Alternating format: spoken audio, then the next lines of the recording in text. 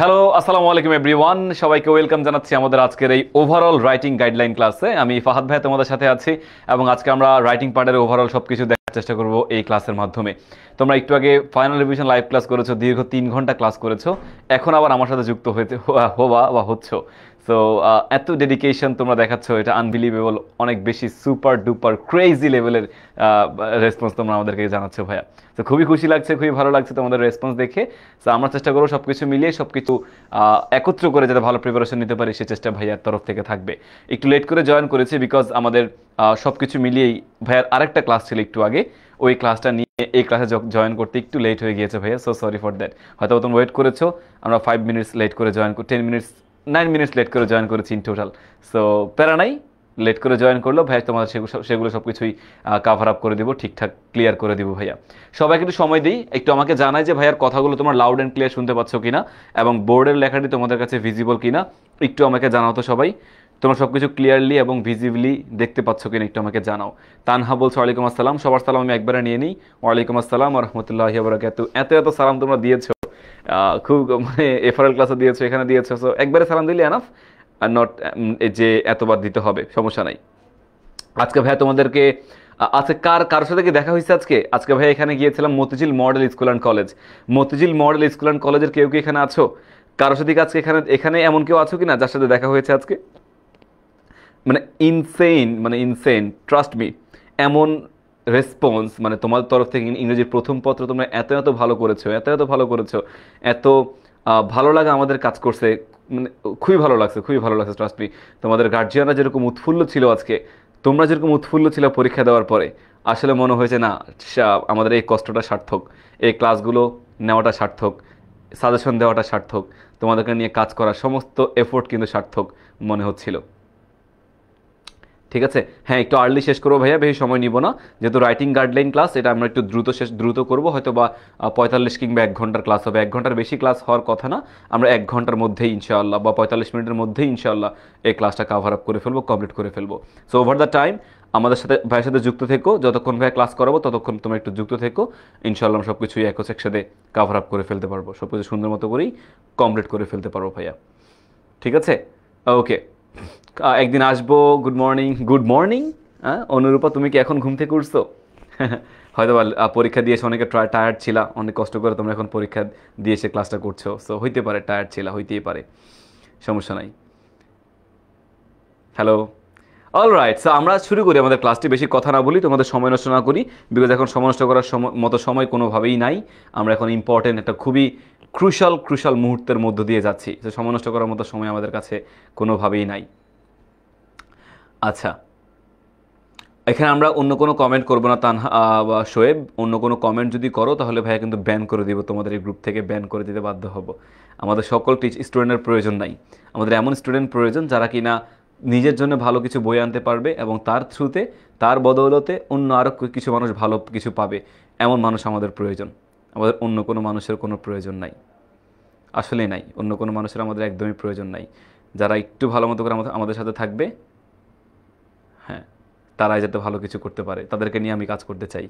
সকল শিক্ষার্থীকে আসলে ভালো কিছু করানো যায় না, ভালো কিছু হয়ও না। এখানে অনেক আড্ডা দিতে আসে, অনেকে কমেন্ট করতে আসে, সময় নষ্ট করতে আসে। সো তাদের জন্য আসলে এই ক্লাসটা না, তাদের জন্য ভালো রেজাল্ট না, তাদের জন্য ভালো কোনো কিছু এক্সপেক্টও করা যায় না। So please don't do something like that. আচ্ছা চলো, সো দেখো আজকের ক্লাসে কি হবে। আমরা এটা ফাইনাল রিভিশন লাইভ ক্লাসের স্লাইড, এটা আমি তোমাদেরকে আর এটা দেখাচ্ছি না ডিটেলসে। আমাদের মূলত হচ্ছে নাম্বার বন্টনটা আমি তোমাদেরকে দেখাই। আমাদের টেস্ট আইটেম যে রাইটিং পার্ট, আমরা মূলত আজকে এই রাইটিং পার্ট নিয়ে কথা বলবো, রাইটিং পার্টই কাভার করব। তোমরা জানো আমাদের গ্রামারে 60 মার্ক, গ্রামারে আমাদের 60 মার্ক এবং হচ্ছে আমাদের রাইটিং পার্টে 40 মার্কস। রাইটিং পার্ট আমাদের হচ্ছে 40 মার্কস, এবং দেখো রাইটিং পার্টে 40 মার্কস আমাদের, সিভিতে হচ্ছে আমাদের 8, ইমেইলে হচ্ছে আমাদের 10 বা ফর্মাল লেটার্স আমাদের 10, এরপরে প্যারাগ্রাফ রাইটিং হচ্ছে আমাদের 10, and last of all composition হচ্ছে আমাদের 12। সো এই 12টা মানে এই 4টা টপিকের থেকে আমাদের ইন টোটাল 40 মার্কস থাকবে। আমরা মূলত আজকে দেখবো হচ্ছে সিভি কীভাবে লিখতে হয় সিভি লেখার নিয়মটা আমরা দেখব, সিভি লেখার ধরনটা দেখব, সব কিছু মূলত আজকে আমরা দেখব এখান থেকে। পাশাপাশি হচ্ছে ফর্মাল লেটার্স আমরা দেখব কীভাবে লিখতে হয়, ফর্মাল লেটার্সের কিছু টেকনিক আমি তোমাদেরকে বলে দিব, এবং প্যারাগ্রাফ রাইটিংয়ের টেকনিক তো লাস্ট ক্লাসে ভাই তোমাদেরকে বলেছি কয়েকশো বার এই প্যারাগ্রাফ রাইটিংয়ের টেকনিক নিয়ে কথা বলেছি। সো এখন আর আলাদা করে হয়তো প্যারাগ্রাফ রাইটিং নিয়ে কথা বলবো না, এবং কম্পোজিশন রাইটিংয়ের টেকনিকটাও তোমাদেরকে একটু বলে দিব। মূলত এই তিনটা, সিভি রাইটিং, ফর্মাল লেটার্স এবং হচ্ছে ইমেল এবং রাইটিং কম্পোজিশন, এই 4টা বা 5টা টপিক আমরা মূলত আজকে দেখব।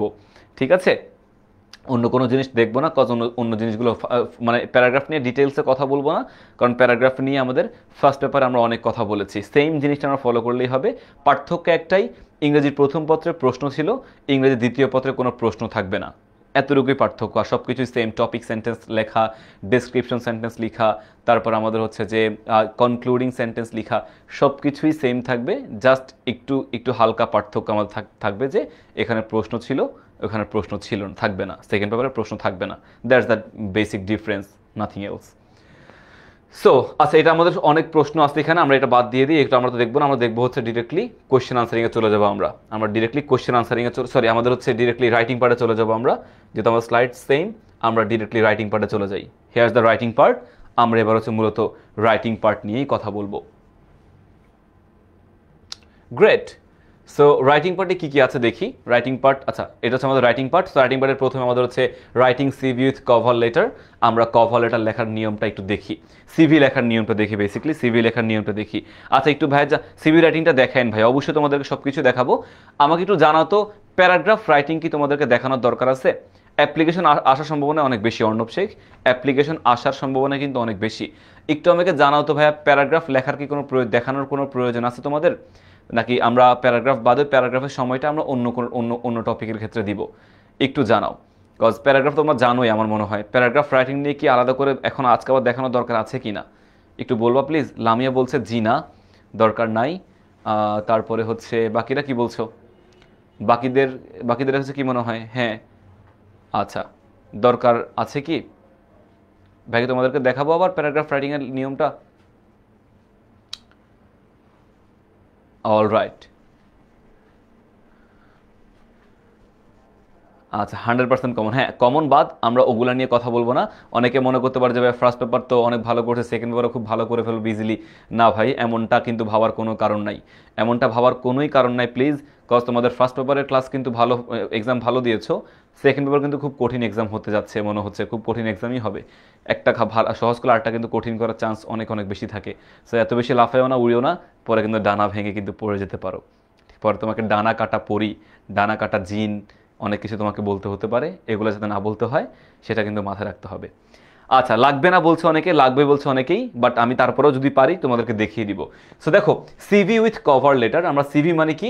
সিভি মানে হচ্ছে আমাদের কারিকুলাম ভিটা। সিভি বলতে বুঝে হচ্ছে আমাদের কারিকুলাম ভিটা। সো কারিকুলাম ভিটা এবং সিভি আমরা কেন লিখি? আমরা বেসিক্যালি সিভি লিখি বা কারিকুলাম কভার লেটার, এই সিভিটা লিখি হচ্ছে মূলত কোনো জবের অ্যাপ্লিকেশন করার জন্যে, কোনো প্রতিষ্ঠানে কোনো কোম্পানিতে যদি আমরা জবের জন্য অ্যাপ্লাই করি, ওই জবের অ্যাপ্লিকেশনটা করার জন্য, জব অ্যাপ্লাই করার জন্য মূলত আমরা হচ্ছে এই কভার লেটারটা সিভিটা করে থাকি। যে কোনো জায়গায় শুধুমাত্র জবের মানে বেসিক্যালি জবের জন্য, অন্য কোনো ক্ষেত্রে সিভিটা সাধারণত ড্রপ করা হয় না। তুমি যে এক জায়গায় জব করতে যাবা, তোমার সম্পর্কে ডিটেলস সম্পর্কে জানতে তো হবে, তোমার সম্পর্কে ডিটেলস জানতে হবে না একজন ব্যক্তির তোমার সম্পর্কে ডিটেলস কিন্তু জানতে হয়। ওই ডিটেলস জানার জন্যই কিন্তু মূলত এই সিভি বা কভার লেটারটা লেখা হয় বা বোঝানো হয়, সিভি বা কভার লেটারটা দেখানো হয় বা বুঝতে হয়। আচ্ছা, সো দেখো এখানে কি বলছে, একটি কভার, আচ্ছা সিভি উইথ কভার লেটার, আমরা কিন্তু মেইন সিভি লেখার আগে আমরা কিন্তু কভার লেটার লিখবো অবশ্যই। মেইন সিভি লেখার আগে আমরা কিন্তু মূলত কভার লেটার কিন্তু দিতে হবে। What is cover letter? Cover letter বলতে বুঝে দেখো ভাইয়া, কভার লেটার অংশে মূল অ্যাপ্লিকেশন লিখতে হয়। মানে তুমি যখন সিভিতে থাকে হচ্ছে মূলত তোমার জীবন বৃত্তান্ত, কারিকুলাম ভিটা মানে জীবন বৃত্তান্ত, তুমি সিভিতে মেলে তোমার জীবন বৃত্তান্ত, তোমার জব নেওয়ার উদ্দেশ্যটা কি, হ্যাঁ অবজেক্টিভটা কি, নিজের জন্য তুমি নামটা কি, তোমার ব্যক্তিগত ইনফরমেশনগুলো তুমি এখানে উল্লেখ করবা মেনলি। তারপর তুমি এখানে উল্লেখ করবো হচ্ছে যে আমাদের একাডেমিক কোয়ালিফিকেশনগুলো কী কী রয়েছে সেটা উল্লেখ করবা, এক্সপিরিয়েন্স তোমার কী কী আছে সেটা উল্লেখ করবা, রেফারেন্স তোমার আছে কিনা সেগুলো উল্লেখ করবা। সো সব কিছু মিলিয়ে তোমার কিন্তু এখানে বিষয়গুলো উল্লেখ করে যেতে হবে, উল্লেখ করতে হবে। সো কারিকুলাম ভিটার মধ্যে এগুলো উল্লেখ করতে হয়। কিন্তু কভার লেটার বেসিক্যালি হচ্ছে দেখো মূল অংশে অ্যাপ্লিকেশন লিখতে হয়। আমার যে মূল আগে ওই সিভির আগে কিন্তু তোমাকে একটা অ্যাপ্লিকেশন বলতে হবে যে তুমি কেন এই জবটা তোমার প্রয়োজন, তুমি এই জবের তথ্যটা কোন জায়গা থেকে জানতে পেরেছো। সিভি যখন লিখবা সিভির মধ্যে মূলত আসবে হচ্ছে তুমি এই সিভি, তুমি যে একটা জবে অ্যাপ্লাই করছো, এই জবে অ্যাপ্লাই করার জন্যে জবের যে তথ্যটা এখানে যে চাকরি দিচ্ছে বা চাকরি এমপ্লয় নিবে, এই তথ্যটা সার্কুলারটা তুমি কোথায় জানতে পেরেছো, ওই তথ্যটা তোমাকে উল্লেখ করতে হবে এখানে। বা তুমি কেন এই জবটা তোমার জন্য কেন প্রয়োজন, তুমি নিজের কিছু কোয়ালিফিকেশন নিজের সম্পর্কে হালকা কিছু এখানে মূলত বলতে হবে, মানে অ্যাপ্লিকেশন টাইপস। কভার লেটার মূলত আমাদের সম্পূর্ণ অ্যাপ্লিকেশনের মতো করে লিখতে হয়। এখানে অ্যাপ্লিকেন্ট তার এমপ্লয়ারকে জানাবে যে সে তার প্রতিষ্ঠানে কাজ করতে আগ্রহী, মানে ওই কভার লেটারে মূলত বলতে হবে যে আমি এই প্রতিষ্ঠানে কাজ করতে আগ্রহী, এই আগ্রহীর বিষয়টা মূলত হচ্ছে আমাদের এই কভার লেটারে জানাতে হবে। কভার লেটার জানানোর পরে মূলত আমাদের হচ্ছে পরবর্তী পার্টে উল্লেখ করতে হবে যে আমি কারিকুলাম ভিটে কী কী চাই কী কী চাই না। অ্যাপ্লিকেন্ট তার এমপ্লয়ারকে ইন্টারভিউয়ের জন্য অনুরোধ করবে ইত্যাদি। মানে তোমার হচ্ছে অ্যাপ্লিকেন্ট, আমি অ্যাপ্লাই ওই কভার লেটারের মধ্যেই আমি যে কভার লেটার লিখছি, আমি যে অ্যাপ্লাই করছি, এই অ্যাপ্লাই করার সময় আমাকে বলতে হবে যাতে আমাকে ইন্টারভিউর জন্য ডাকে, আমাকে যাতে ইন্টারভিউর জন্য ইনভাইট করে, ইন্টারভিউর জন্য যাতে আমাকে ডাকে, সেটার জন্য কিন্তু আমাদের এই অ্যাপ্লিকেন্ট তার এমপ্লয়ারকে ইন্টারভিউর জন্য অনুরোধ করবে। ঠিক আছে, তা আমাকে ডাকেন, আমি আমি আমার কোয়ালিফিকেশন আছে, তাই আমাকে এখানে আপনারা ডাকবেন, আমাকে ইন্টারভিউর জন্য ডাকবেন বলে আমি আশা করছি।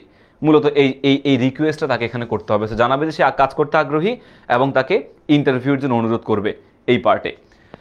দেন দেখো একটি স্ট্যান্ডার্ড কভার লেটারে যে বিষয়গুলো থাকা দরকার, অবশ্যই এই কভার লেটার আমাদের কিছু জিনিস মাথায় রাখতে হবে। দেখো কভার লেটার কিন্তু কাইন্ড অফ একটা অ্যাপ্লিকেশন, একটা ফর্মাল অংশ, অ্যাপ্লিকেশন কিংবা একটা ফর্মাল জিনিস। সো তুমি এখানে কিন্তু ফর্মাল ল্যাঙ্গুয়েজ ব্যবহার করতে হবে, তোমাকে ইনফর্মাল কোনো জিনিস লিখলে হবে না। যে ফর এক্সাম্পল আমরা কোনো কন্ট্রাকশন, কোনো সংক্ষিপ্ত ফর্ম এখানে ব্যবহার করব না। মানে কি বলে এটাকে, হি ডাজ নট লিখতে হবে, হি ডাজেন্ট লিখা যাবে না, বা আই ডোন্ট লিখা যাবে না, ওন্ট লিখা যাবে না। সংক্ষিপ্ত ফর্মগুলো এখানে অ্যাপ্লিকেবল না, ব্যবহার করা যাবে না। তারপরে তোমার এখানে কোনো ইডিয়মস অ্যান্ড ফ্রেজ ব্যবহার করা যাবে না, বাগধারার মতো করে শব্দগুলো তোমার এখানে ব্যবহার করা যাবে না। এবং লাস্ট অফ অল তোমার কোনো সাবজেক্ট, অমিশন অফ সাবজেক্টবিহীন কোনো বাক্য লেখা যাবে না। যা লিখেছো সবগুলো বাক্যের মধ্যে তোমাকে সাবজেক্ট লিখতে হবে, সাবজেক্ট দিয়ে কিন্তু বাক্যটা উল্লেখ করতে হবে। এটা ফর্মাল ল্যাঙ্গুয়েজ, ইনফর্মাল কোনো ল্যাঙ্গুয়েজ আমার এখানে লেখা যাবে না, ফর্মাল ল্যাঙ্গুয়েজগুলো কিন্তু এখানে লিখতে হবে। আর ফরম্যাট হুবহু, দেখো কভার লেটারের ফরম্যাট হুবহু ফর্মাল লেটারের মতোই, সম্পূর্ণ ফর্মাল লেটারের মতোই কিন্তু আমাদের কভার লেটারের ফরম্যাট। সম্পূর্ণ ফর্মাল লেটার অ্যাপ্লিকেশন যেভাবে করি আমরা কভার লেটারটাও সম্পূর্ণ সেমভাবেই কিন্তু করি। এবং শুরুতে তারিখ লিখতে হবে, শুরুতে কিন্তু আমার তারিখ লিখতে হবে, তারপর চাকরিদাতার নাম, পদবি, প্রতিষ্ঠানের নাম এবং ঠিকানা লিখতে হবে। তো শুরুতে তোমার তারিখ লিখতে হবে, তারপর চাকরিদাতার নাম, পদবি, প্রতিষ্ঠানের নাম এবং ঠিকানা, এগুলো তোমাকে হচ্ছে কাভার করে লিখতে হবে। সো এই জিনিসগুলো তোমার নাম, মানে চাকরিদাতার নাম, পদবি, ব্যক্তির নাম, মানে তুমি কাকে অ্যাপ্লিকেশনটা লিখছো। হ্যাঁ, চাকরিদাতার নাম মানে এইচআর ম্যানেজার, পদবিটা কী সেটা উল্লেখ করলা তুমি, প্রতিষ্ঠানের নামটা উল্লেখ করতে হবে, কোন প্রতিষ্ঠান তুমি অ্যাপ্লাই করছো, দেন ঠিকানা তোমাকে এখানে লিখতে হবে। এবং সাবজেক্টে কোন পদের জন্য আবেদন করছো ওই পদটা লিখতে হবে, যে অ্যাপ্লিকেশন ফর কী বলে এটাকে, হতে পারে আমাদের হচ্ছে English teacher, application for joining me as an English instructor, as an English lecturer হতে পারে। তো সাবজেক্টে কোন পদের জন্য আমি আবেদন করছি ওই পদের নামটা এখানে আবেদন করার জন্য আমাকে উল্লেখ করে দিতে হবে। দেন অ্যাপ্লিকেশন লেখার শুরুতে স্যালুটেশন, স্যার বা ডিয়ার স্যার, এগুলো তো আমরা জানি অ্যাপ্লিকেশন লেখার সময় আমরা স্যার বা ডিয়ার স্যার এগুলো মোটামুটি লিখে দিতে হবে, একটা সৌন্দর্য আছে এটা আমাদের মেনটেন করতে হবে। এবং তারপর কভার লেটার লেখার উদ্দেশ্য লিখতে হবে যে যেখানে কোনো পদের জন্য এই আবেদন এবং কোন উৎস থেকে তুমি অ্যাডভার্টাইজমেন্ট পেয়েছো, সো কোন পদের জন্য অ্যাপ্লাই করছো, কোন জায়গা থেকে তুমি এই সার্কুলার সম্পর্কে জানতে পেরেছো, জব সম্পর্কে জানতে পেরেছো, সেগুলো কিন্তু মোটামুটি আমাদের উল্লেখ করতে হবে। এবং এরপর বর্তমানে কোনো চাকরি করলে তা উল্লেখ করতে হবে পদ ও দায়িত্ব সহ। বর্তমানে কোন চাকরি করতেছো, মানে তুমি বর্তমানে কোন প্রতিষ্ঠানে চাকরি করতেছো ওই প্রতিষ্ঠানের চাকরির কথা কিন্তু উল্লেখ করবে, যে right now I am working at somewhere else as an dash dash dash, আমি এই হিসেবে জব করছি, এই হিসেবে চাকরি করছি, এটা উল্লেখ করতে হবে পদ ও দায়িত্ব সহ। পদ এবং দায়িত্ব সহ তোমাকে এটা উল্লেখ করতে হবে। আচ্ছা, অ্যাপ্লিকেশনের ইন্ডিং প্রোগ্রামে সাধারণত I am looking forward to hearing you এই ধরনের বাক্য লিখতে হবে। মানে তোমার লাস্টের দিকে এই যে ফর্মাল মানে কভার লেটার তুমি লিখেছো, ওই কভার লেটারের শেষের দিকে যে I am looking forward to hearing from you, আমি তো আপনার কাছ থেকে শুনতে আগ্রহী, মানে আপনার কাছ থেকে আমাকে ইন্টারভিউ ডাকবেন, ইন্টারভিউর জন্য ডাকবেন, আপনার সাথে পরবর্তী ফার্দার কোনো কাজ যে করবেন এই কাজগুলো করার জন্য আমি আপনার সাথে আগ্রহী। So I am looking forward to hearing from you, আমি পরবর্তীতে আপনার সাথে দেখা করার জন্য, কথা বলার জন্য আমি সম্পূর্ণ আগ্রহী। I am looking forward to hearing from you, এটা আমাদের উল্লেখ করতে হবে। তারপর সিনসিয়ারলি বা sincerely yours, yours truly, yours sincerely ইত্যাদি শব্দগুলো কভার লেটারটি দিয়ে, ইত্যাদি শব্দগুলো দিয়ে কভার লেটার আমাদের শেষ করতে হবে। মানে sincerely, sincerely yours, yours truly, yours sincerely, এই শব্দগুলো ব্যবহার করে নর্মালি অ্যাপ্লিকেশন আমরা লিখি না, সিনসিয়ারলি ইউর্স এইটা এই নাম, ইউর মোস্ট ওবিডিয়েন্ট পিউপিল এই নাম লিখি না আমরা, সেরকম আর কি লিখতে হবে এখানে, এগুলো সহজ। এরপর নিজের সিগনেচার দিতে হবে এবং সিগনেচারের নিচে পূর্ণ নাম লিখতে হবে। সবশেষে এনক্লোজার, সিভি লিখতে হবে। এনক্লোজার বলতে বোঝায় তুমি এই কভার লেটারের সাথে, এই কভার লেটারের সাথে তুমি আর কি কি যুক্ত করতেছো, আর কি কি যুক্ত করতেছো সেটা তোমাকে এখানে উল্লেখ করতে হবে। এনক্লোজারের সাথে সিভি তোমাকে লিখতে হবে। অলরাইট, সো এগুলো আমাদের মোটামুটি। আর সিভি বা রেজুমে, সিভি বা রেজুমের ভিতরে কি লিখতে হবে দেখো ভাইয়া, সিভি বা রেজুমে আমরা একটু পরে দেখবো ভাইয়া, একটা ফুল সিভি আমরা দেখার চেষ্টা করব। বাট সিভি বা রেজুমের ক্ষেত্রে দেখো কি করতে হবে, সিভি বা কারিকুলাম ভিটা হচ্ছে একজন অ্যাপ্লিকেন্টের পরিপূর্ণ জীবনচিত্র বা সংক্ষেপিত আকার উপস্থাপন করা হয়। সো আমাদের সিভিতে মূলত দেখতে হবে যে আমার জীবনের, ব্যক্তি জীবনের সমস্ত এক্সপেরিয়েন্স, সমস্ত তথ্য এই কারিকুলাম ভিটাতে উল্লেখ করতে হবে। ব্যক্তি জীবনের সম্পূর্ণ তথ্য আমাকে মানে উল্লেখ করে লিখতে হবে, এখানে উল্লেখ করতে হবে। এবং এই অংশে সাধারণত অ্যাপ্লিকেন্টের নাম উল্লেখ থাকবে। হ্যাঁ, নিজের পরিচয় দিচ্ছ না, নিজের পরিচয় দিচ্ছ, সো এখানে নাম উল্লেখ থাকবে, ফাদার্স নেম উল্লেখ থাকবে, মাদার্স নেম উল্লেখ থাকবে, অ্যাড্রেস উল্লেখ থাকবে, এডুকেশনাল কোয়ালিফিকেশন উল্লেখ থাকবে, হ্যাঁ, এক্সপেরিয়েন্স, রিলেভেন্ট স্কিলস এখানে উল্লেখ থাকতে পারে, অ্যাক্টিভিটিস অ্যান্ড অ্যাচিভমেন্টস এখানে উল্লেখ থাকতে পারে। তোমার অ্যাক্টিভিটিসগুলো কী কী, তোমার অ্যাচিভমেন্টসগুলো কী কী, এই সব কিছু তোমাকে এখানে উল্লেখ করতে হবে। সব কিছু তোমাকে এখানে উল্লেখ করে দিতে হবে। মানে তোমার সমস্ত ডিটেলস, যে ব্যক্তি মানে তোমাকে অবজার্ভ করবে বা তোমাকে কি বলে এটাকে বাছাই করবে, সিলেক্ট করবে, তোমার ওই সিলেকশন প্রসেস, এই স্ক্রিনিং প্রসেসের মধ্যে কিন্তু তোমাকে এই তথ্যগুলো দিলে দেখা যায় তোমার যদি ভালো তথ্য দাও, ভালো কোয়ালিফিকেশন থাকে, দেন হোয়াই নট, তারা তোমাকে ডেফিনেটলি চুজ করার চান্স বেড়ে যাবে। এবার চলো তোমার পরীক্ষার কিভাবে প্যারাগ্রাফ আসবে, প্যারাগ্রাফ ধরে সিভি আসবে, সেটা দেখে নিই এবং সেটার উপর কেমন উত্তর হতে পারে সেটা জেনে নিই। চলো আমরা একটা সিভি দেখি, আমরা ওভারঅল একটা সিভি দেখি, যে সিভির মাধ্যমে আমরা দেখতে পারবো যে এটা আমাদের আনসারের দিকে যেতে পারে বা আমরা এভাবে লিখতে পারি। তো কি বলছে দেখো, suppose some account officers will be appointed in মেঘনা ব্যাংক, মানে মেঘনা ব্যাংকে কিছু অ্যাকাউন্ট অফিসার, হিসাবের যে অফিসারগুলো থাকে না, অ্যাকাউন্ট অফিসার জয়েন করবে। অ্যান্ড তোমার নাম কিন্তু বলে দিছে, তোমার নাম যেহেতু বলে দিছে তুমি কিন্তু সেটার মতো করে লিখতে হবে, অন্য কোনো জিনিস কিন্তু এখানে আর উল্লেখ করা যাবে না, লেখা যাবে না। সাপোজ ইউ মনির বা মনিরা, তুমি হচ্ছে মনির বা তোমার নাম হচ্ছে Monira, so are interested to be an account officer, তুমি এখানে অ্যাকাউন্ট অফিসার হতে আগ্রহী। Now write a CV with a cover letter দিতে হবে। Your CV should not exceed 1 page, তোমার সিভি 1 পেজের বেশি যাওয়া যাবে না।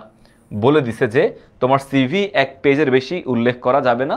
Your CV should not exceed 1 page, 1 পেজের বেশি লেখা যাবে না। তার মানে আমার কভার লেটার আমি 1 পেজের মধ্যেই তো লিখবো, আমি কোনোভাবেই সিভির তথ্যগুলো ডাবল পেজে যাব না। 1 পেজে শুরু করলাম, অপর পেজে কিন্তু আমি যাব না, এটা কিন্তু মাথায় আমাকে রাখতে হবে। 1 পেজে আমি লিখেছি, অপর পেজে কিন্তু আমার যাওয়া যাবে না, এটা কিন্তু আমাকে অবশ্যই মাথায় রাখতে হবে। So your CV should not exceed 1 page, 1 পেজের বেশি কোনোভাবে উল্লেখ করা যাবে না বা যাওয়া যাবে না।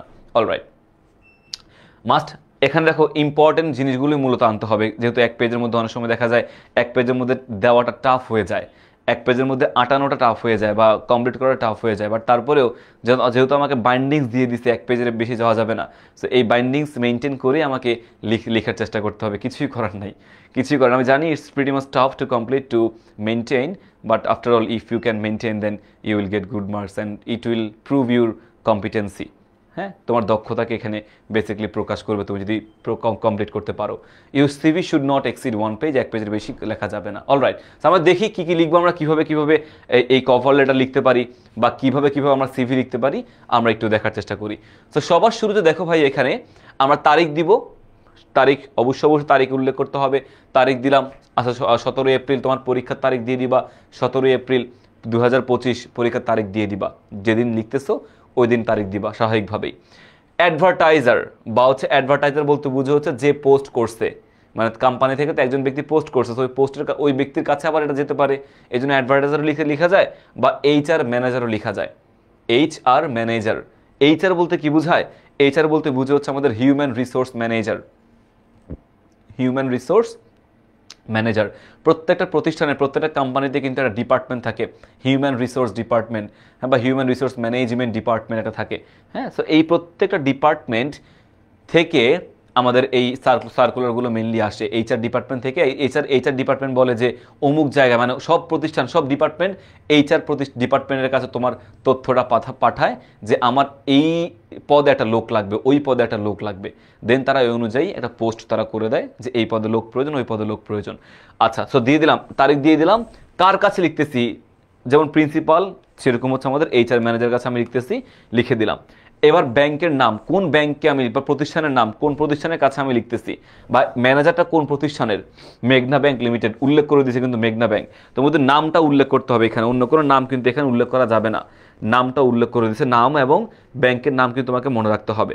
সো মেঘনা ব্যাংক লিমিটেড, এরপরে 42 কামাল আতাক টার্ক, হ্যাঁ ঠিক আছে ফাইন, এ বনানি, আমি জানি এটা উচ্চারণটা কি, অ্যাটাটার্ক নাকি আতাতার্ক অর সামথিং লাইক দ্যাট, এইটা টার্ক হইতে পারে। সো কামাল এভিনিউ বনানী ঢাকা, এইখানে তোমার হচ্ছে তার লোকেশন অ্যান্ড সাবজেক্ট, অ্যাড্রেস দিয়ে দিলাম, সব কিছু দিয়ে দিলাম। এরপর আমার সাবজেক্ট দিয়ে দেবো, সাবজেক্ট, অনেকে সাব লেখে, অনেকে সাবজেক্টের এখানে সাব লেখে, এইভাবে সাব লেখে, সেইভাবে কিন্তু সাব লেখা যাবে না। আবারও বলছি, কন্ট্রাকশন সংক্ষিপ্ত ফর্ম কোনোভাবেই ইউজ করা যাবে না, we have to use mention the full subject form, it's subject.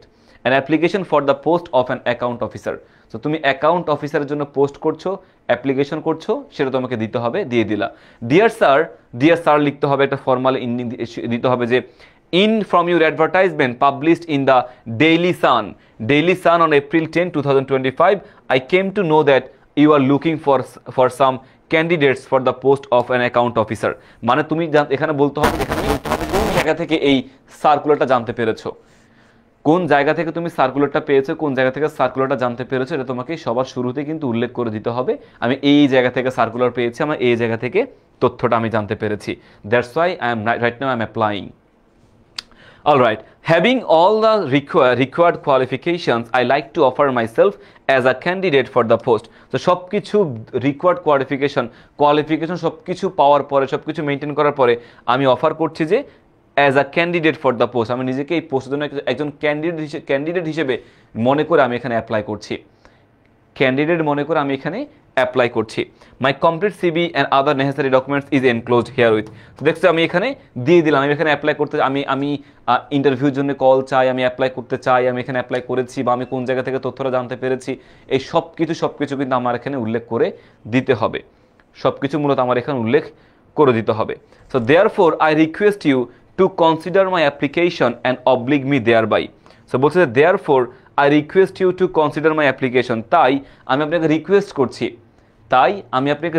করছি, to consider my application and oblige me thereby, আমি আপনাকে রিকোয়েস্ট করছি যে টু কনসিডার মাই অ্যাপ্লিকেশন, আমার অ্যাপ্লিকেশন আপনি কনসিডার করবেন, and oblige me thereby, এবং আমাকে আপনি হচ্ছে অবলিগ এটা করে বাধিত করবেন, এমনটা বুঝেছি যে আমাকে নিয়ে বাধিত করবেন, আমার অ্যাপ্লিকেশন কনসিডার করবেন এবং আমাকে নিয়ে আপনি বাধিত করবেন। সিনসিয়ারলি ইউরস মালেকা খানম, আপনারই একান্ত মালেকা খানমকে এখানে বোঝানো হয়েছে, সিনসিয়ারলি ইউরস মালেকা খানম। এখানে মালেকা খানমের নামটা বলছে, বাট আমাদের নামটা কি ছিল, মনির বা মনিরা ছিল, সেখানে সিনসিয়ারলি ইউরস মিস্টার মনির বা মিস কি বলে এটাকে MST মোসাম্মদ মনিরা তুমি উল্লেখ করবে, নামটা কিন্তু এখানে ভুল আছে যদিও, মালেকা খানম না লিখে আমরা লিখবো হচ্ছে মিস্টার মনির বা মোসাম্মদ MST মনির লেখার চেষ্টা করব। অলরাইট, সো এই হচ্ছে আমাদের কি, আমাদের কভার লেটার।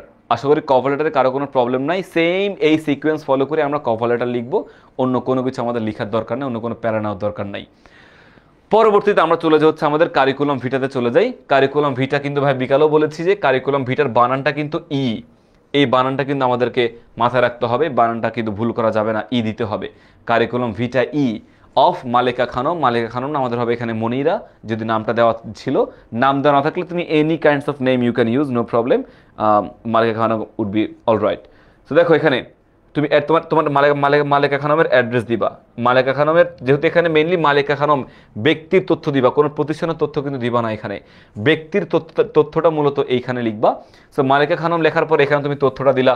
এরপরে মোহাম্মদপুর ঢাকা, সে মোহাম্মদপুর ঢাকায় থাকে, তার অ্যাড্রেস দিয়ে, মোবাইল ফোনটাও সেম ক্রস দিয়ে মোবাইল ফোনটা এভাবে কমপ্লিট করে ফেললা। এরপরে ক্যারিয়ার অবজেক্টিভ, ক্যারিয়ার অবজেক্টিভ কী কী? To work with the best of my abilities in order to benefit my organization. So career objective তুমি প্রত্যেকটা সিভিতে কিন্তু মাস্ট ক্যারিয়ার অবজেক্টিভ দিবা। সেমভাবে এখানে তুমি ক্যারিয়ার অবজেক্টিভ দিয়ে দিবা। এটা লিখবা, এভাবে লিখবা, ছোট করে লিখবা, বেশি বড় করার দরকার নাই, কজ এক পেজের মধ্যে কিন্তু কমপ্লিট করতে হবে। সো লিখার পরে তুমি এখানে ক্যারিয়ার অবজেক্টিভ দিবা যে to work with the best of my abilities in order to benefit my organization. In order to benefit my organization, এটা হচ্ছে আমাদের মূলত ক্যারিয়ার অবজেক্টিভস আমরা লিখব। এরপরে ক্যারিয়ার অবজেক্টিভ দেওয়ার পর আমরা কিন্তু এডুকেশনাল কোয়ালিফিকেশন দিব। শিক্ষাগত যোগ্যতা কি কি আছে না, তোমার শিক্ষাগত যোগ্যতা আছে না, সেই শিক্ষাগত যোগ্যতা তুমি দিবা। তোমার MA পাস করছো কবে সালে, কত সালে, BA পাস করছো কত সালে, HSC কত সালে পাস করছো, SSC কত সালে পাস করছো, সেটা দিবা। এবং তোমার রেজাল্ট কিন্তু এখানে রেজাল্ট, কোন সাবজেক্ট থেকে পড়াশোনা করছো, কোন গ্রুপ থেকে পড়াশোনা করছো সেটা, এবং লাস্ট অফ অল তোমার ইউনিভার্সিটি নেমটা তুমি এখানে উল্লেখ করবা। সো এক্সাম ইয়ারটা দিবা, কোন সালে পাস করছো ইয়ারটা দিবা, বিকজ ইয়ারটা MBA ডিগ্রি কিন্তু 1 বছর, বা MA ডিগ্রি কিন্তু 1 বছর, মাস্টার্স 1 বছরের হয়, BBA কিন্তু 4 বছরের হয়। এই জন্য দেখো HSC এবং BBA এর মাঝখানে 4 বছরের গ্যাপ, 16 থেকে 20, 4 বছরের গ্যাপ, এটা 1 বছরের হয়, এই জন্য 1 ইয়ার গ্যাপ। আর এখানে 14 থেকে 16 HSC 2 বছরের হয়, এই জন্য 2 বছরের গ্যাপ। সো এটা কিন্তু মাথায় রাখতে হবে, কোনটা কত সালে কত বছরের গ্যাপ, এটা মাথায় রেখে কিন্তু এগোতে হবে। CGPA এটা কিন্তু আউট অফ 4-এ হয়, MBA এবং BBA রেজাল্ট কিন্তু আউট অফ 4-এ রেজাল্ট হয়, 5-এ আউট অফ 4 দিও না, মানে 5-এ কাউন্ট করো না, তাহলে কিন্তু প্যারা হবে। সো এটা কিন্তু মাথায় রাখতে হবে কোনটা কোন সালে CGPA, বা কি যে কোনটা দিলে হবে, তবে আউট অফ 4, 4-এর মধ্যে হতে হবে। আর GPA কিন্তু এটা ঠিক আছে, এটা সমস্যা নাই। সায়েন্স, কোন সায়েন্স থেকে তুমি সায়েন্স না কমার্স থেকে পাস করেছো সেটা দিতে হবে। ইংলিশ ঢাকা বিশ্ববিদ্যালয়, ঢাকা বোর্ড, খুব ভালো। এক্সপিরিয়েন্স দিয়ে দিবা, তুমি কোন জায়গায় কত সালে কাজ করছো, তোমার সেম এক্সপিরিয়েন্স দিবা। সাপোজ এখানে তুমি অ্যাকাউন্ট অফিসার হিসেবে অ্যাপ্লাই করতেছো, সো অ্যাকাউন্ট অফিসার রিলেটেড তুমি কি দিবা, অ্যাকাউন্ট অফিসার রিলেটেড তুমি হচ্ছে এক্সপিরিয়েন্স উল্লেখ করবা, অন্য কোনো কিছু উল্লেখ করবা না। অ্যাকাউন্ট অফিসার রিলেটেড এক্সপিরিয়েন্সও তুমি এখানে দিয়ে দিবা। So intern at the city bank limited for last 3 months, তুমি হচ্ছে একটা ইন্টার্ন ছিলা, মেনলি তুমি এখনই অ্যাপ্লাই করছো, ইন্টার্ন হিসেবে সিটি ব্যাংকে ছিলা, এখন তুমি মেঘনা ব্যাংকে তুমি এখন অ্যাপ্লাই করছো। সো এক্সপিরিয়েন্স তুমি দিয়ে দিবা, ভালো হবে। এরপর স্কিলস উল্লেখ করতে পারো, স্কিলস দিয়ে দিলা। স্কিল দেওয়ার পর ইন্টারেস্ট আমাদের কাছে প্রয়োজন নাই, আমরা ইন্টারেস্ট বাদ দিয়ে দিতে পারি। আমি গান গাইতে পারি, গান গাইতে চাই, music not so much important, so we can skip ইট। এরপরে পার্সোনাল ডিটেলস কিন্তু উল্লেখ করতে হবে, আমাদের academic qualification, personal details, career objective, language skills, experience, এগুলো কিন্তু খুবই খুবই ইম্পর্টেন্ট ভাইয়া, এগুলো মাস্ট আমাদের উল্লেখ করতে হবে, কোনো কিছু কিন্তু উল্লেখ না করে থাকা যাবে না। ফাদার্স নেম রহিম খান, তারপরে মাদার্স নেম শামিমা বেগম, এগুলো জাস্ট বানিয়ে লিখলেই হবে। ডেট অফ বার্থ 20 ফেব্রুয়ারি, এগুলো ন্যাশনালিটি, এগুলো জানো তোমরা কী করতে হবে। রিলিজিয়ন দিব, রিলিজিয়ন, পার্মানেন্ট অ্যাড্রেস, এগুলোকে আমরা মোটামুটি উল্লেখ করতে পারি।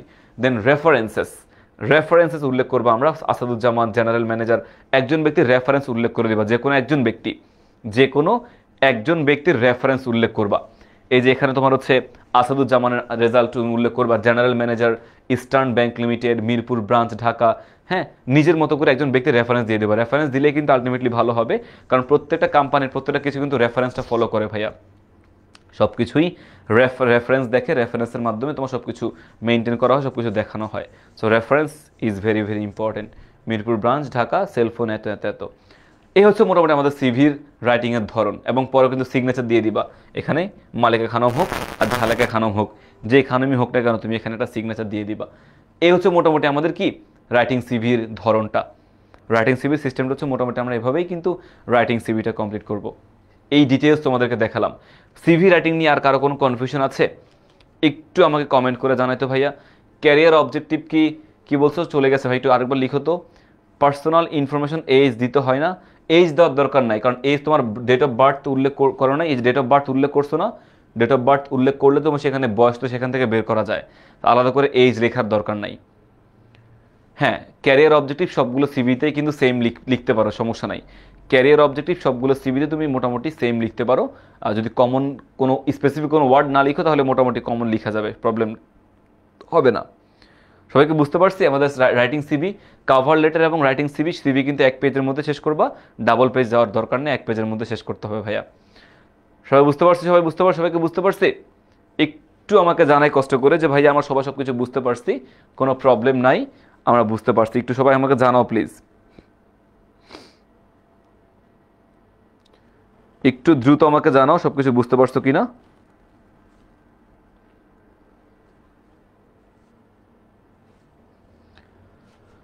ওকে, ক্লিয়ার ক্লিয়ার। আচ্ছা, ক্লিয়ার আছে অনেক সবাই, আছে অনেক সবাই, সবাই সবাই গ্রেট গ্রেট, খুবই ভালো লাগছে তোমার সবাই ক্লিয়ার হওয়ার কারণে।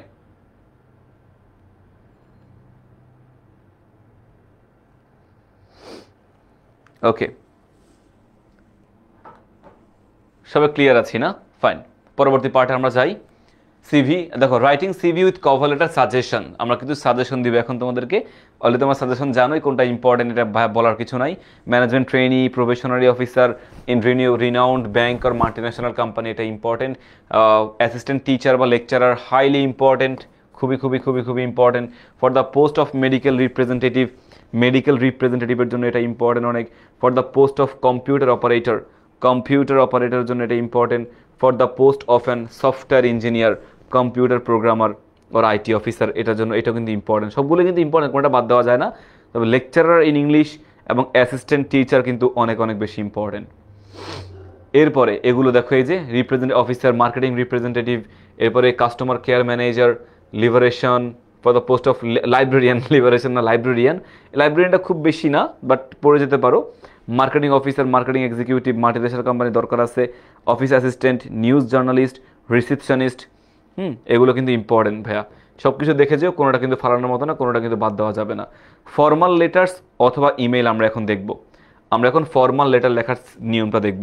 ফর্মাল লেটার নিয়মটা কিন্তু ভাই অলরেডি সিভি লেখার সময় কভার লেটারের ক্ষেত্রে বলে দিছি। কভার লেটার লেখার সময় যে যা যা বলছি, ফর্মাল লেটারের ক্ষেত্রেও কিন্তু মোটামুটি সেম জিনিসটা আমাদেরকে লিখতে পারি আমরা। দেখো, ফর্মাল লেটার লেখার ক্ষেত্রে তিনটি বিষয় অ্যাভয়েড করতে হবে, তিনটি বিষয় মাস্ট অ্যাভয়েড করতে হবে। একটু আগে তোমাদেরকে বলছিলাম যে কন্ট্রাকশন ব্যবহার করা যাবে না, কোনো সংক্ষিপ্ত ফর্ম ব্যবহার করা যাবে না। এই যে হ্যাভ নট থাকলে হ্যাভেন্ট, বা ক্যান নট থাকলে কান্ট, ডু নট থাকলে ডোন্ট, এভাবে কিন্তু কোনো কন্ট্রাকশন কোনোভাবেই ব্যবহার করা যাবে না। কোনো সংক্ষিপ্ত ফর্ম কোনোভাবেই কিন্তু আমরা ব্যবহার করতে পারবো না। আচ্ছা, যেমন আবার কোনো ইডিয়মস ব্যবহার করা যাবে না, যে ফর্মাল লেটারে বাগধারা ব্যবহার করা যাবে না, কোনো বাগধারা বা কোনো ইডিয়মস কিন্তু ব্যবহার করা যাবে না। একটু আগে বলছিলাম না যে হি ডাইড অথবা he kicked the bucket, she is sick, she is under the weather, ঠিক আছে, she is under the weather, এটা কিন্তু আমাদের কোনো ইনফর্মাল লেখা যাবে না। হি কিক মানে এটা ফর্মাল, হি ডাইড বা হি ইজ সিক, এগুলো নর্মাল কথাটা লিখতে হবে। কোনোভাবে ইনফর্মালে, ওই যে ইডিয়মস অ্যান্ড ফ্রেজ ইনফর্মাল ইংলিশে ব্যবহার করি, ইনফর্মাল অনানুষ্ঠানিক চিঠির ক্ষেত্রে ব্যবহার করি। আনুষ্ঠানিকতার ক্ষেত্রে কিন্তু আমরা কোনোভাবেই এই ইনফর্মাল ইডিয়মস অ্যান্ড ফ্রেজ ব্যবহার করতে পারবো না। So he kicked the bucket and she is under the weather, এটা আমাদের মূলত ব্যবহার করা যাবে না কোনোভাবেই। সো এটা আর কি ফর্মাল লিখতে হবে। অ্যান্ড লাস্ট অফ অল আরেকটা আছে আমাদের এখানে, অমিশন অফ সাবজেক্ট, অর্থাৎ সাবজেক্ট ব্যবহার উজ্জ্ব, মানে সাবজেক্ট কখনোই উজ্জ্ব রাখা যাবে না। দেখো, ফর্মাল লেটার লেখার সময় সাবজেক্টকে কখনোই উজ্জ্ব রাখা যাবে না। সাবজেক্ট নেভার এভার উজ্জ্ব কিন্তু রাখার কোনো চান্সই নাই। দেখো, এই যে I wish you all the best, wish you all the best, এমনটা কিন্তু লেখা যাবে না। আর দেখো, I hope you are doing well, hope you are doing well লেখা যাবে না, ঠিক আছে। So I wish you all the best, wish you all the best, অথবা I hope you are doing well, hope you are doing well, এটা কিন্তু subject লিখতে হবে। সাবজেক্ট ব্যতীত কোনো জিনিস আমরা বাদ দেওয়া দিতে পারবো না, লিখতে পারবো না। সাবজেক্ট দিতে হবে। So 3 things you have to remember always whenever you are going to write down any formal letter. The first one is you have to use subject. You cannot never ever omit any subject. Subject তোমাকে দিতে হবে। দেন তোমার idioms and phrase ব্যবহার করতে পারবে না। And last of all, no contraction is allowed. Contraction, সংক্ষিপ্ত form তোমার ব্যবহার করা যাবে না। These 3 things should be remembered whenever you are going to write down a formal letter or application. Okay, so ফরম্যাটটা দেখো ভাইয়া, একটু ফরম্যাটটা দেখো। ফরম্যাট আমি এখান থেকে দেখাই ডাইরেক্ট একটা অ্যাপ্লিকেশন দেখি, তারপর আমি তোমাদেরকে ফরম্যাটটা দেখাই। Write an application to the headmaster of your school for permission and monetary assistance to go on a study tour. মানে তুমি তোমার কি বলে হেডমাস্টার অফ ইউর স্কুলকে পারমিশন চাচ্ছ, অ্যান্ড মনিটারি অ্যাসিস্ট্যান্ট তোমার টাকার সাপোর্টটা চাচ্ছ, to go on a study tour. তুমি একটা শিক্ষা সফরে যাবা, শিক্ষা সফরে যাওয়ার জন্য তোমার কাছে টাকা নাই, তুমি গরিব, তোমার টাকা পয়সার একটু সঞ্চয় একটু কম রয়েছে, তুমি একটা স্পন্সর চাচ্ছ। স্পন্সর চাওয়ার জন্য তুমি এখানে উল্লেখ করতে পারো যে আমি একটা স্টাডি ট্যুরে যেতে চাই, আমার টাকা প্রয়োজন, এই যে সাপোর্টটা প্রয়োজন, এই সাপোর্টের জন্য কিন্তু তুমি তোমার টিচারের কাছে অ্যাপ্লিকেশনটা পাঠাবা। সো এখানে যেটা করবা সেমভাবেই তোমার সবার শুরুতে তারিখ দিতে হবে, একটা তারিখ দিবা, তারিখ দেওয়ার পরে হেড টু লেখার দরকার নেই, তারিখ দিলে টু দেওয়ার দরকার নাই, তারিখ দিলে টু দেওয়ার দরকার নাই, আর টু দিলে তারিখ দেওয়ার দরকার নেই। আমার মনে হয় তারিখ দেওয়াটাই ভালো, আমার টু না দিলে সমস্যা নাই, টু আমার দেওয়ার দরকার নাই, টু দেওয়ার দরকার নাই। কিন্তু তারিখ দেওয়ার পরে আমরা কি দিব, তারিখ দেওয়ার একটু ফাঁকা দিব, আমরা তারিখ দেওয়ার পর আমরা একটু ফাঁকা রাখবো, তারিখ লেখার পরে আমরা একটু ফাঁকা রাখবো ভাইয়া। ফাঁকা রাখার পর আমরা যে দা হেডমাস্টার তার পদবি লিখবো, হেডমাস্টার পদবি লিখবো, কোন স্কুলের নামটা লিখবো। হ্যাঁ, এই যে স্কুলের নাম এবং স্কুলের অ্যাড্রেস দিব, যে হয়তো হতে পারে আইডিয়াল স্কুল অ্যান্ড কলেজ বা ভিকারুননিসা নুন স্কুল অ্যান্ড কলেজ। সো কি তোমার হচ্ছে এই যে স্কুলের নামটা তোমার এখানে উল্লেখ করতে হবে, হেডমাস্টার, প্রতিষ্ঠান, স্কুল হলে স্কুলের নামটা এখানে আমাদের উল্লেখ করতে হবে। সো স্কুলের নামটা উল্লেখ করলাম, এরপর স্কুল অ্যাড্রেসটা উল্লেখ করলাম আমরা এখানে, এই যে স্কুলের অ্যাড্রেসটা উল্লেখ করে দেবো যে ঢাকা এত অমুক জায়গা, এটা লোকেশন তো আছে, অ্যাড্রেস তো আছে স্কুলের, ওই অ্যাড্রেসটা কিন্তু আমাদেরকে উল্লেখ করতে হবে। সো তারিখ দিব, এরপরে পদবি যার কাছে লিখছি সেটা দিব, এরপর স্কুলের নাম এবং স্কুলের অ্যাড্রেস আমাদেরকে উল্লেখ করতে হবে। সাবজেক্ট, এরপরে সাবজেক্ট লিখতে হবে আমাদেরকে। দেখো ভাইয়া, আমার সাবজেক্ট লেখো application for permission and monetary assistant for study tour. Subject কিন্তু ফুল সাবজেক্ট লিখতে হবে, সাব কিন্তু লেখা যাবে না, কোনো সংক্ষিপ্ত ফর্ম কিন্তু আমার এখানে লেখা যাবে না, সংক্ষিপ্ত ফর্ম কোনোভাবেই কি করা যাবে না, লেখা যাবে না। ওকে, আচ্ছা, সংক্ষিপ্ত ফর্ম ব্যবহার করা যাবে না। সো এই তো application for permission and monetary assistant for study tour, এটা আমাদের লিখতে হবে। এরপর আমি মূল লেখা চলে যাবো যে রেসপেক্টেড স্যার বা স্যার দিয়ে শুরু করতে পারি, রেসপেক্টেড স্যার বা স্যার দিয়েও কি আমরা শুরু করতে পারি।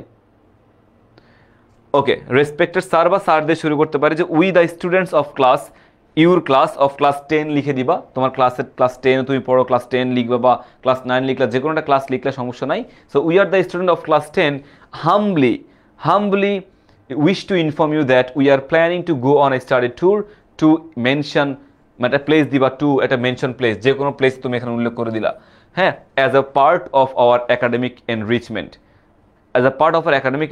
আমাদের পড়াশোনার ভালো একটা অবস্থানে নিয়ে যাওয়ার জন্য আমরা একটা ট্যুর দিতে চাই, রিফ্রেশমেন্টের প্রয়োজন আছে। সো তারিখ দিলা, এরপরে হেডমাস্টার পরিচয় দিলা, এরপরে তার স্কুলের নাম, স্কুলের অ্যাড্রেস দিলা, এরপরে সাবজেক্ট উল্লেখ করবা, এরপরে তোমার হচ্ছে ট্যুর দিবা, রেসপেক্টেড স্যার, সম্মানীয় শিক্ষক, we the students of class 8 humbly wish to inform you that you are planning dash dash dash, আমি দিয়ে দিব এভাবে। আর কিছু কথা, এটা সিম্পলি ফরম্যাটটা দেখো, ফরম্যাটটা কিন্তু ইম্পর্টেন্ট। আর অ্যাপ্লিকেশন কিন্তু আমরা এক পেজের মধ্যে শেষ করব, আমার ডাবল পেজ যাওয়ার কোনো দরকার নাই। আমরা অ্যাপ্লিকেশন এক পেজের মধ্যে কিন্তু আমরা শেষ করতে হবে, ডাবল পেজে যাওয়ার কোনো প্রয়োজন আমাদের নাই। ঠিক আছে, ওকে।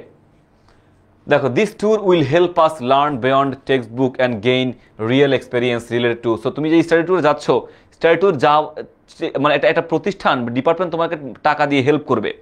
টাকা দিয়ে হেল্প করলে ডিপার্টমেন্টের লাভটা কি, ডিপার্টমেন্ট তোমাকে কেন টাকা দিয়ে হেল্প করবে, তো ডিপার্টমেন্টের লাভটা কি, এই লাভটা কিন্তু ডিপার্টমেন্ট চায় বা জিজ্ঞাসা করবে যে তুমি কেন তুমি যাবা, যে লাভটা কি হবে তোমার স্টাডি ট্যুরে যাবা, what's the benefit you will get from this, বা what's the benefit we gonna get from this, আমরা এখান থেকে কী পাবো, তুমি কী পাবা, এবং ডিপার্টমেন্ট তোমাকে স্পন্সর করবে এ ভেবে তুমি কী পাবা, ডিপার্টমেন্ট কী পাবে এখান থেকে, সেটা তোমাকে কিন্তু এখানে উল্লেখ করতে হবে। So and gain real life experience related to our studies. We have already discussed the matter among ourselves and with some of our subject teachers who have kindly agreed to guide us during the trip. আচ্ছা, একটা গাইডের প্রয়োজন, হ্যাঁ, কিছু ব্যক্তির প্রয়োজন। However, arranging transportation and food requires some financial support. So বলতে transportation এবং সব কিছু মেনটেন করার জন্য কি তোমার কি প্রয়োজন, কিন্তু ফাইন্যান্সিয়াল সাপোর্টের প্রয়োজন। As many of us are unable to bear the full cost, we humbly request the school authority to kindly grant us permission and also provide some monetary assistance to make this educational tour. And yours obediently, আপনার একান্ত অনুগত, yours obediently, your name on behalf of the students of class dash. So লাস্টে কিন্তু দেখো, এই study tour কিন্তু সবার পক্ষ হয়ে একজন ব্যক্তি চিঠি লিখছে, অ্যাপ্লিকেশন লিখছে, সবার পক্ষ হয়ে একজন অ্যাপ্লিকেশন লিখছে। যখন সবার পক্ষ হয়ে কোনো ব্যক্তি অ্যাপ্লিকেশন লিখবে, তখন সেখানে কিন্তু হচ্ছে ইউর্স ওবিডিয়েন্টলি লিখবা, ইউর্স ওবিডিয়েন্টলি লিখবা, লেখার পরে কিন্তু নিজের নাম লিখবা, নাম লেখার পর আর অন্য কোনো কিছু মানে যা যা লিখার লিখবা, লিখার পরে মাস্ট এই কথাটা লিখতে হবে যে on behalf of the students of class এইটা, অফ ক্লাস ওইটা। সো তোমাকে কিন্তু মাস্ট ক্লাসের নামটা মেনশন করতে হবে এখানে, ক্লাসের নামটা তোমাকে এখানে অবশ্যই মেনশন করতে হবে যে অমুক ক্লাসে সবার পক্ষ হয়ে তুমি এখানে লিখছো, অমুক ক্লাস সবার পক্ষ হয়ে তুমি এখানে লিখছো, এই জিনিসটা তোমাকে এখানে উল্লেখ করতে হবে। উল্লেখ করলে কি তোমার জন্য বেটার হবে, আদারের ঝামেলা কিন্তু হয়ে যাবে ভাইয়া। আর যদি একা একা লিখো মানে নিজের জন্য নিজের কোনো প্রয়োজনে অ্যাপ্লিকেশন লিখতে পারো, যেমন আমাদের ফুল ফ্রি স্টুডেন্টশিপ হইতে পারে, leave in advance, leave of absence, হ্যাঁ এটা হচ্ছে আমাদের আমরা লিখতে পারি। লিখার ক্ষেত্রে কিন্তু কি হবে, সেক্ষেত্রে তুমি আবার এই অন বিহাফ এই কথাটা লিখার কিন্তু কোনো প্রয়োজন নাই, কারণ তোমরা ব্যক্তির জন্য লিখছো, নিজের জন্য লিখছো। নিজের জন্য লিখলে লিখার প্রয়োজন নাই, কিন্তু ব্যক্তির জন্য অন্য কোনো ব্যক্তির প্রয়োজনে লিখলে তোমাকে অবশ্যই এই অন বিহাফ কথাটা উল্লেখ করতে হবে, সবার পক্ষ হয়ে তুমি নিজে লিখছো। আচ্ছা, কমপ্লেন লেটার, আমরা এখন কমপ্লেন লেটার সেটা বেশি প্রয়োজন নাই। কমপ্লেন লেটার বেসিক্যালি সেম ভাবে লিখবো আমরা, মানে কমপ্লেন করতেছে, complain regarding poor condition of school library poor condition দেখে আমরা একটা কমপ্লেন লেটার বানাচ্ছি, সেম ভাবেই লিখবো, সবকিছুই সেম ভাবে লিখবো ভাই। দেখো এই যে টু দিব না, বাকি সবকিছু সেম, একদম সেম। এক্স স্কুল অ্যাড্রেস দিয়ে দিলে পরে অ্যাড্রেস দিলেও হবে, না দিলেও নাই, সমস্যা নাই। ঢাকা এই যে অ্যাড্রেস দিয়ে দিচ্ছে আর কি, বেসিক্যালি অ্যাড্রেস দিয়ে দিবা। সাবজেক্ট এখানে দিল সাবজেক্ট, এরপরে সেম রেসপেক্টেড স্যার লিখে যা যা অ্যাপ্লিকেশন যেভাবে লিখতাম সেভাবে লিখবো। দেখো ভাই এই যে yours obediently X Y class 10 X public school Dhaka, মানে স্কুলের পাবলিক স্কুলের সবার হয়ে তুমি এখানে লিখছো, স্কুলের যাতে ফ্যাসিলিটিস বাড়ায়। তো অ্যাপ্লিকেশন মোটামুটি আমাদের ফর্মাল লেটার, কমপ্লেইন্ট হোক যেটা হোক, লেখার ধরনটা বা ওয়ার্ডগুলো চেঞ্জ হবে, but system is completely same. Follow যে ফর্মেটটা সেমভাবে তুমি ফলো করতে পারো। নোটিশটা দেখো ভাই, নোটিশ লেখার সময় কী করতে হবে, নোটিশ লেখার সময় কিন্তু ফর্মাল লেটার আমাকে ব্যবহার করতে হবে, ফর্মাল লেটার। নোটিশ লেখার সময় অন্য কোনো জিনিস ব্যবহার করা যাবে না। নোটিশ লেখার সময় কিছু ক্ষেত্রে কিছু সাধারণ নিয়ম আমাদেরকে ফলো করতে হবে, যেমন একটি নোটিশ কয়েকটি অংশে বিভক্ত থাকে, যেমন নেম অফ দ্য ইনস্টিটিউশন, বড় হাতের নোটিশ শব্দটি লিখতে হবে, স্কুলের নাম লিখতে হবে নোটিশের ক্ষেত্রে, বড় হাতের নোটিশ হেডিংস দিতে হবে নোটিশ লিখে, ডেট দিতে হবে, তারিখ দিতে হবে, টাইটেল দিতে হবে, বডি ইউজ করবা তুমি এখানে, সিগনেচার তুমি এখানে উল্লেখ করবা, হ্যাঁ। সো অনেক কিছু তুমি এখানে ডেট, টাইটেল, বডি, সিগনেচার তুমি এখানে অনেক কিছু কিন্তু উল্লেখ করবা। Suppose you are the headmaster of a school, your school will remain closed due to summer vacation. তো তুমি তোমার স্কুলে একজন হেডমাস্টার অ্যান্ড তোমার স্কুলটা কী হবে, বন্ধ হবে, ডিউ টু সামার ভ্যাকেশনের জন্য তোমার স্কুলটা বন্ধ হবে। And now write a notice about that. So summer ভ্যাকেশনের যে স্কুলটা বন্ধ হবে এটাকে কেন্দ্র করে তুমি হচ্ছে একটা কি লিখবা, একটা হচ্ছে তোমাকে লিখতে বলছে যে তুমি এটা লিখো। ওকে, এরপরে যেটা করতে বলছে আমাদেরকে এখানে, এক্স পাবলিক স্কুল, খেয়াল করে দেখো dear students, formal letter, x public school Dhanmondi Dhaka, notice এটা আমরা জাস্ট স্কুলের নামটা দিব এখানে। স্কুল আমরা এখন জাস্ট স্টুডিও 1 2 দেখো x public school Dhanmondi Dhaka, notice আমরা এখানে আছি, ডেট 17 এপ্রিল এটা। ওকে, তোমরা কি তোমাদের সিফাত ভাইকে দেখতে চাও? আচ্ছা দেখি, ওকে তোমরা কি তোমাদের সিফাত ভাইকে দেখতে চাও? সিফাত ভাইকে দেখতে চাও কিনা একটু কমেন্ট করে জানাই, তাহলে সিফাত ভাই আমাদের এই ক্লাসে যুক্ত হবেন। তোমরা যদি চাও সিফাত ভাই এই ক্লাসে যুক্ত হতে পারে। সিফাত আপনি যেখানে আছেন না কেন আপনি আমাদের সাথে যুক্ত হতে পারেন, এই ক্লাসে যুক্ত হয়ে আমাদেরকে একটু স্টুডেন্টের সাথে একটু কথাবার্তা বলতে পারেন আবার আরেকবার এসে। So yes, alright. সো আমরা এখানে করতে পারি এটা, দেখো x public school Dhanmondi Dhaka, notice দিয়ে দিব এবার সেমভাবে তারিখ এভাবে আমরা দিয়ে দিব। আচ্ছা, notice for summer vacation, dear student দেখো ভাই notice for summer vacation, notice দেখো যে নোটিস কথাটা কিন্তু বড় করে হবে লিখতে হবে, তারিখ দিয়ে দিতে হবে, then notice for summer vacation, dear students and parents, this is to inform you that X public school will remain, বা এক্স পাবলিক স্কুল বলতে কি বুঝেছে এখানে স্কুলের নাম বুঝেছে আর কি, যে অমুক public school, ideal public school বা Dhanmondi public school, Motijheel public school, এই নামটা তোমাকে এখানে উল্লেখ করতে বলছে এক্স মানে। So this is to inform you that public school, আচ্ছা হ্যাঁ ওকে দেখো this is to inform you that X public school will remain closed for summer vacation, just simply তুমি এখানে নোটিশটা দিয়ে দিবে, হবে এগিয়ে যাবা। রেগুলার ক্লাসেস উইল রিজিউম, এত জাস্ট লিখে দেবে, students will utilise this break for rest, family, school, family time and recreational activities during this period. The school office will also remain closed. For any urgent matters, please contact us before the vacation begins. And I am wishing everyone a safe, joyful and refreshing summer break. That's it. On request, your name, headmaster, ex public school and Dhanmondi. এটা তুমি যেতে পারো, নোটিসতে হবে কিন্তু তুমি উল্লেখ করতে পারো, সমস্যা নাই, ঠিক আছে। জাস্ট এটা মোটামুটি আমাদের নোটিসের এই পার্টটুকু না লিখলেও সমস্যা নাই, বাট নিজের মতো করে তুমি এভাবে উল্লেখ করলেও ভালো যে তোমার অন রিকোয়েস্ট করলা, তোমার নাম, ইউর নেম, তোমার নামটা দিলা, রিকোয়েস্ট তুমি করেছো দেখো তোমার নাম, হেডমাস্টার এক্স পাবলিক স্কুল, নামটা দিলা ধানমন্ডি ঢাকা, তুমি নামটা দিয়ে দিলা। এগুলো হচ্ছে আমাদের ফর্মাল লেটারের নোটিসের মধ্যে পড়ে। নোটিসটা খুব বেশি ইম্পর্টেন্ট না পরীক্ষার জন্য, সো এটা নিয়ে প্যারা খাওয়ার দরকার নেই। নোটিসটা মোটামুটি ইম্পর্টেন্ট, এটা নিয়ে খুব বেশি প্যারা খাওয়ার প্রয়োজন নাই।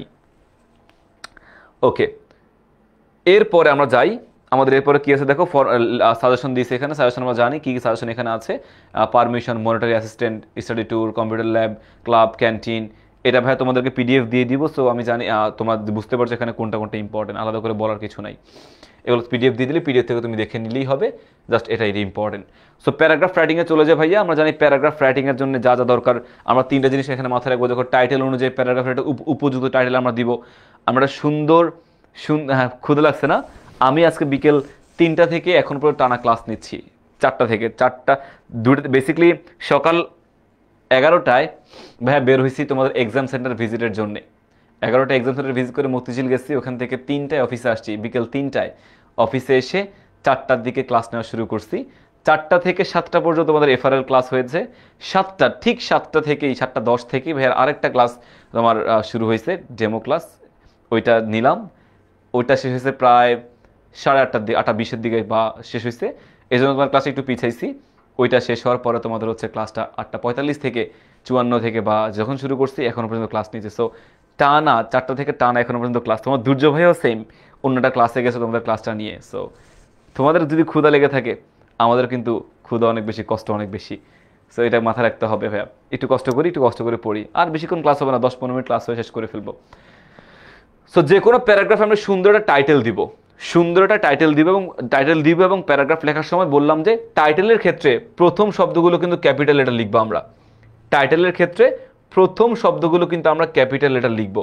Your school magazine, my visit to a book fair, হ্যাঁ এগুলো তোমার হচ্ছে প্রথম লেটারটা আমাদের ক্যাপিটাল লেটারে দিব। আর্টিকেল এবং প্রিপোজিশন বাদে আমাদের প্রত্যেকটা জিনিসগুলো আমরা হচ্ছে কীভাবে দিব, আমরা ক্যাপিটাল লেটারে লেখার চেষ্টা করব। So your school magazine, my visit to a book fair, এগুলো কিন্তু ক্যাপিটাল লেটারে আমাদেরকে লিখতে হবে। অলরাইট, আর্টিকেল এবং প্রিপোজিশন প্রথমে বসলে, তবে আর্টিকেল এবং প্রিপোজিশন ক্যাপিটাল করব, তবে যদি সেগুলো প্রথমে বসে, সেক্ষেত্রে এগুলো ক্যাপিটাল করবো, আদারওয়াইজ কিন্তু সেগুলো ক্যাপিটাল করার দরকার নাই। এবং টাইটেলের শেষে কখনোই ফুল স্টপ দেওয়া যাবে না। কোনো টাইটেলের শেষে, প্যারাগ্রাফের ক্ষেত্রে টাইটেলের শেষে কোনো ফুল স্টপ কিন্তু একদমই ব্যবহার করা যাবে না। ওপেনিং দেখো, আমাদের যে কোনো প্যারাগ্রাফের ক্ষেত্রে 3টা পার্ট মাথায় রাখতে হবে, 3টা জিনিস মাথায় রাখতে হবে। আচ্ছা, 3টা জিনিস আমাদের মাথায় রাখতে হবে। একটা হচ্ছে ওপেনিং, আমাদের ওপেনিং মাথায় রাখতে হবে। ওপেনিং টপিক সেন্টেন্সটা আমাদেরকে মাথায় রাখতে হবে, ডেভেলপিং বলতে বুঝে হচ্ছে আমাদের ডেসক্রিপশনটা আমাদের জন্য ইম্পর্টেন্ট। ডেসক্রিপশনটা মানে সাপোর্টিং সেন্টেন্সেস বলা হয়ে থাকে। প্রথমেতে প্যারাগ্রাফ কি সম্পর্কে সেটা উল্লেখ করতে হবে। এটা প্যারাগ্রাফ কি সম্পর্কে সেটা আমাকে দিতে হবে, যে এই সম্পর্কে আমার প্যারাগ্রাফ, ওই সম্পর্কে প্যারাগ্রাফ, সম্পর্কিত প্যারাগ্রাফটা উল্লেখ করতে হবে। তারপরে ডেভেলপিংটা দিতে হবে, টাইটেল অনুযায়ী প্যারাগ্রাফটা সাজাতে হবে, মানে তোমার ব্যাখ্যাটা করতে হবে, ডেসক্রাইব করতে হবে প্যারাগ্রাফটাকে সম্পূর্ণভাবে। অ্যান্ড কনক্লুশন, লাস্টে গিয়ে তোমার প্যারাগ্রাফের একটা ইন্ডিং দিতে হবে, কনক্লুডিং সেন্টেন্স বলে এটাকে, কনক্লুডিং সেন্টেন্স আমাকে উল্লেখ করতে হবে। So opening, developing and conclusion, মূল বিষয়ের আলোকে একটি সমাপ্তিসূচক বক্তব্য তোমাকে লিখতে হবে।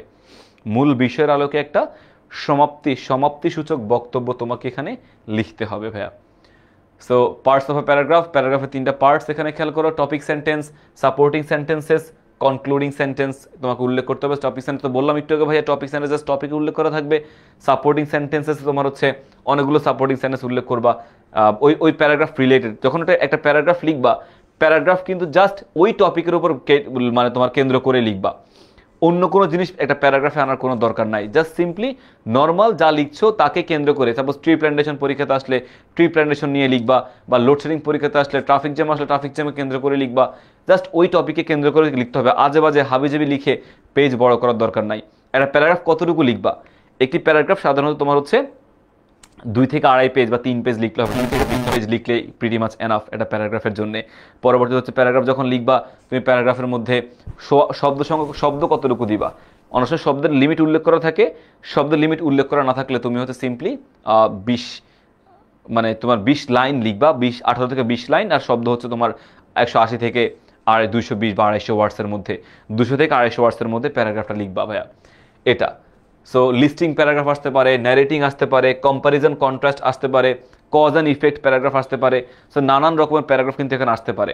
হ্যাঁ, so life of a farmer, এটা ফার্মারের লাইফ জীবনে নিয়ে প্যারাগ্রাফ এখানে আসছে। সো তুমি জাস্ট ওই লাইফ অফ আ ফার্মারকে কেন্দ্র করেই, ফার্মারটা কে সে বলবা, he grows crops vegetable that we eat every day. সো এটা কি তার টপিক সম্পর্কে বলছে, তার লাইফ সম্পর্কে বলছে, who is a farmer actually.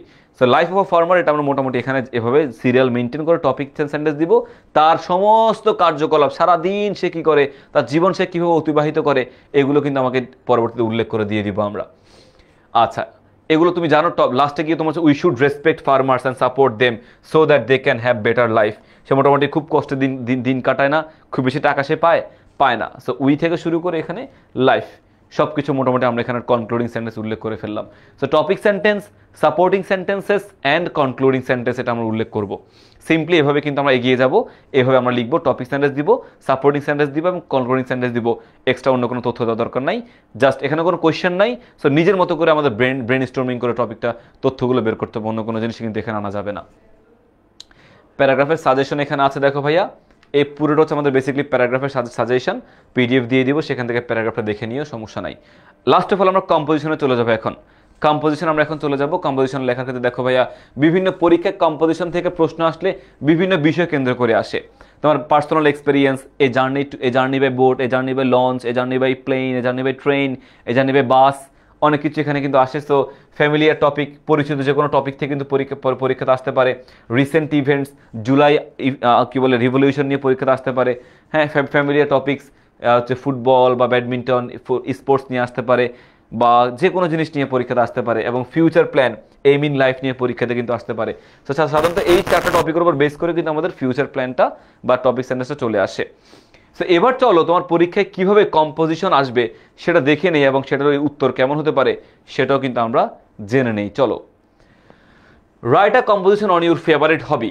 দেখো সেম একটা প্যারাগ্রাফ আমরা যখন একটা কম্পোজিশন লিখতেছি, কম্পোজিশনের পেজ লিমিট কতটুকু হবে ভাইয়া?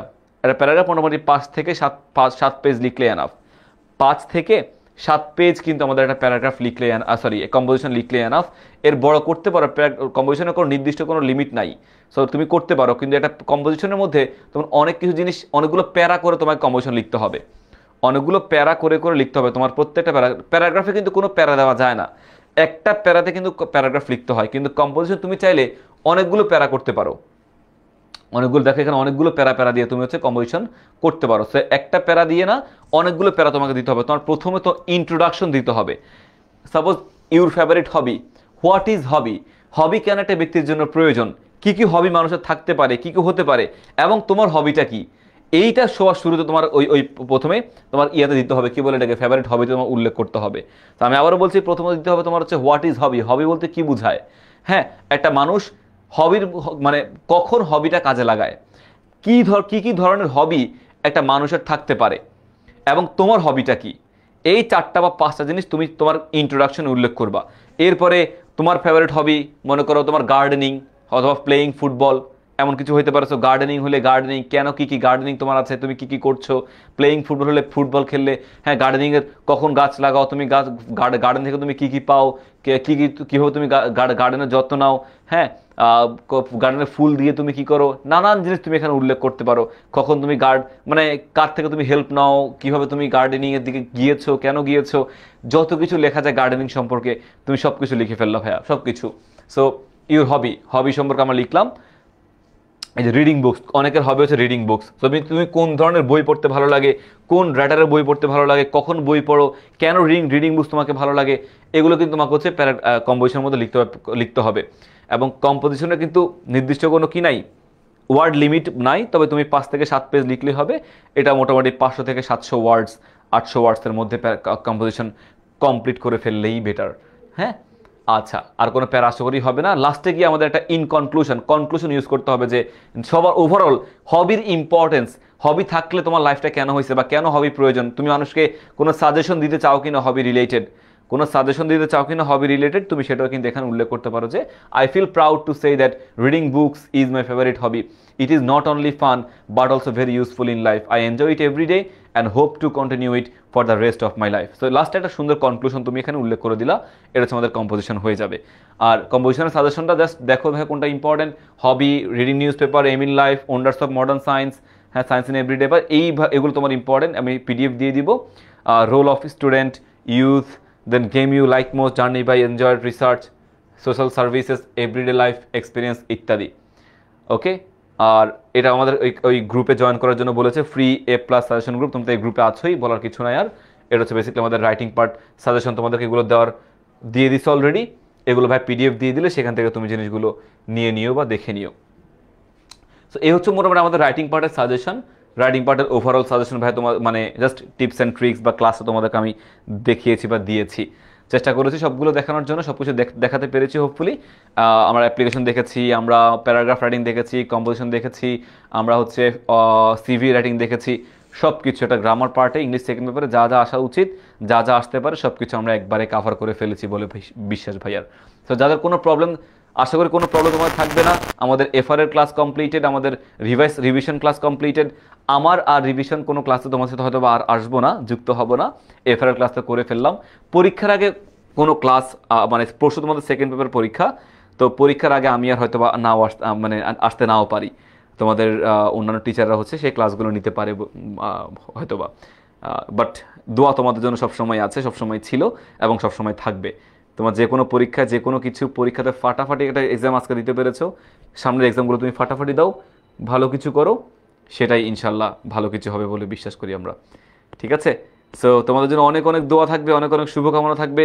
সর্বক্ষেত্রে জীবনের যেই কোনো পর্যায়ে যাও না কেন, সবসময় তোমরা ভালো কিছু করো, সে দোয়াই করি আমরা। তবে পিতামাতাকে রেসপেক্ট করতে হবে, যে কোনো তুমি যত বড় হও না কেন, যেখানে যাও না কেন, পিতামাতাকে রেসপেক্ট করতে হবে। আর ভাইয়ার বাসা হচ্ছে বাসাবোর দিকে, খিলগাঁও বাসাবোতে বৌদ্ধ মন্দিরে। সো বৌদ্ধ মন্দিরে তোমরা যদি কেউ যাও, বাসাবোতে কেউ যাও, ভাইকে নক দিও, তোমাদের সাথে ইনশাল্লাহ দেখা করবে। এই জন্য ভাই মতিঝিলে গিয়েছি। সো মতিঝিল আইডিয়াল, বা তোমার হচ্ছে এখানে national ideal, Sabujbag government, Kalamtala college, school and college, এরপর হচ্ছে আমাদের কী বলে Viqarunnisa Noon school and college, যে কোনো স্কুল থেকে, খিলগাঁও উচ্চ বিদ্যালয়, খিলগাঁও গভর্নমেন্ট, খিলগাঁও বয়েজ, হ্যাঁ, খিলগাঁও গার্লস, খিলগাঁও মতিঝিল বয়েজ, অনেক স্কুলের দিক দিয়ে আছে। সো সবগুলো স্কুল তোমরা যদি মনে হয় যে না ভাইয়ের সাথে দেখা করতে চাও, দেখা করার সুযোগ ডেফিনেটলি আছে, ডু নক মি এবং দেখা করো, সবসময় ওপেন, যে কোনো সাজেশন, যে কোনো প্রয়োজনে আমরা ইনশাল্লাহ একসাথে কাজ করবো, একসাথে এগিয়ে যাব। সো সবার জন্য শুভকামনা থাকবে, দেখা হবে অন্য কোনো ক্লাসে, অন্য কোনো সময় ভাইয়া, অ্যান্ড টেক কেয়ার, সব কিছু দারুণভাবে দাও, শুভকামনা সবার জন্যই, আমার জন্য দোয়া করো, তোমাদের সবার জন্য ভাইয়া দোয়া করি। দেখা হবে অন্য কোনো সময়, অন্য কোনো সঠিক সময়ে। আল্লাহ হাফেজ, আল্লাহ হাফেজ, আল্লাহ হাফেজ।